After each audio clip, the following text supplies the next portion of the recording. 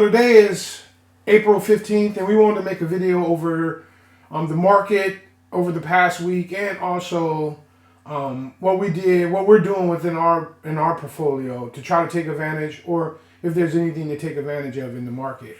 So last week the CPI came out. Month over month it was up 1%, just pretty good. Year over year it was up 5%, which is still higher than what the Fed is looking for. Obviously, the Fed's rate is a 2% target, and I think what's also significant about that is that oil prices last year was down at this time, and this year they're up because of OPEC cut barrels more, which means that oil may add to some inflation later on in the future, which may require the Fed to continuously lower rates. Also, Jamie Dimon came out they reported earnings. A couple banks reported earnings: Citibank, Wells Fargo, JP Morgan, PNC Bank. They reported pretty good earnings, but something that was pretty significant is Jamie Dimon said that as businesses with interest rates that has to be reset may be at a huge disadvantage, especially as rates keep going up. Let's say if they originally got their loan at 2%, rates keep going up. They have to, let's say in 3 to 5 years, they have to reset their loan rate.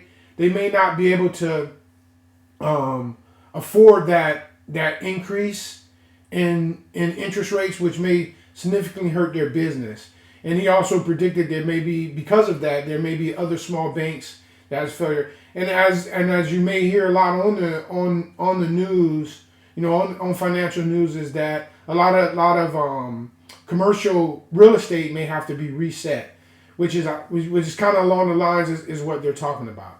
So what does that mean for us and out here as individual investors? Shortly or in the near future or midterm, we may have a significant decline in the stock market because of a recession. A lot of it having to do with resetting of loans. So what we're doing right now is we're buying 1 month, 3 months CDs and bonds, and we're getting a pretty good percentage return for our investment. So we're getting between 4.9 and 4.99% on 1 month and 3 month bonds. And why are we buying 1 month and 3 month bonds?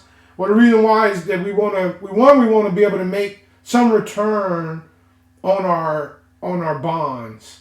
On our capital. So we're buying short-term bonds, and we want to allocate that money to where we can get a return, but we also want to make sure if the stock market comes down, we'll be able to take advantage of that. Because ultimately, what we want to do is we want to buy assets that have a nice cash flow, and more importantly, to have an appreciation in the future. So if we buy these short-term 1 month, 3 month bonds, let's say in 4 months the stock market crashes, and then we turn them over. Once our 1 month expire, we buy new bonds. Once our 3 months expire, we buy new bonds. But we try to have some expiring every week, so that way if the market do drop, we'll be able to allocate some capital into some stocks that gives us a good opportunity for upside. So that's our weekly recap and what we're doing to try to take advantage of any market downturn while getting some cash flow from CDs and bonds, mainly short term. I hope this video helps you out and give you some ideas on what you may want to do with your capital.